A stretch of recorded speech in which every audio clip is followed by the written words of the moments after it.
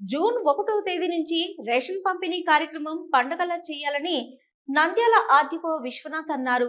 ఈ సందర్భంగా నంద్యాల రూరల్ తహసీల్దార్ కార్యాలయంలో ఆర్డీఓ విశ్వనాథ్, తహసీల్దార్ శ్రీనివాసులు, రెవెన్యూ అధికారులు రూరల్ పరిధిలో ఉన్న రేషన్ డీలర్లకు జూన్ 1వ తేదీ రేషన్ షాపులో ప్రజలకు రేషన్ బియ్యం అందించాలని, షాపులో ఒక పండుగ వాతావరణంగా నెలకొనాలని వారికి ఆదేశాలు జారీ చేశారు. ఆయన విలేకరులతో మాట్లాడుతూ రేషన్ డీలర్లు తమ దుకాణాలను అందంగా అలంకరించి పండగ వాతావరణంలో రేషన్ పంపిణీ జరిగేలా చూడాలన్నారు. గత ప్రభుత్వం ఇంటింటికి బండ్ల ద్వారా ఇంటి వద్దకే రేషన్ పంపిణీ చేసేవారని, అయితే ప్రస్తుతం ప్రభుత్వం ఆ బండ్లను రద్దు చేసి పాత పద్ధతిలోనే రేషన్ దుకాణాల్లోనే డీలర్ల దగ్గరనే రేషన్ తీసుకోవాలని ప్రభుత్వం నిర్ణయించింది. ఈ మేరకు రేషన్ డీలర్లు చౌక దుకాణాల దగ్గర ఎటువంటి అవినీతికి పాల్పడకుండా సక్రమంగా పంపిణీ చేయాలని ఆయన డీలర్లను ఆదేశించారు. అలాగే ప్రతిరోజు ఉదయం, సాయంత్రము రేషన్ పంపిణీ చేయాలన్నారు.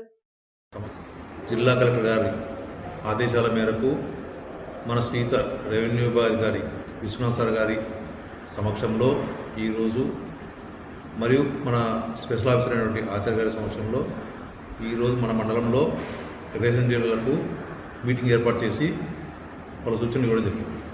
గతంలోని ఎండిఓ వ్యవస్థను రద్దుపరిచి రేషన్ డీలర్ దగ్గరే రేషన్ ఇచ్చే విధంగా ప్రభుత్వం మళ్ళీ కార్యాచరణ చేసింది. అందులో భాగంగా రేపు జూన్ 1వ తారీఖు నుంచి మండలంలో ఉన్న రేషన్ షాపుల యందు రేషన్ సరుకులు ఇచ్చు నిమిత్తము ఈరోజు తహసీల్దార్ కార్యాలయంలో మండలంలోని అందరి డీలర్లకు సమావేశం ఏర్పాటు చేయడం జరిగింది. అందులో వాళ్ళు రేషన్ సరుకులను అన్నీ సక్రమంగా పంపిణీ చేయాలని మరియు ఒక పండగ వాతావరణంలో రేషన్ సరుకులను పంపిణీ చేసే విధంగా సూచనలు చేయడం జరిగింది. అంతేకాకుండా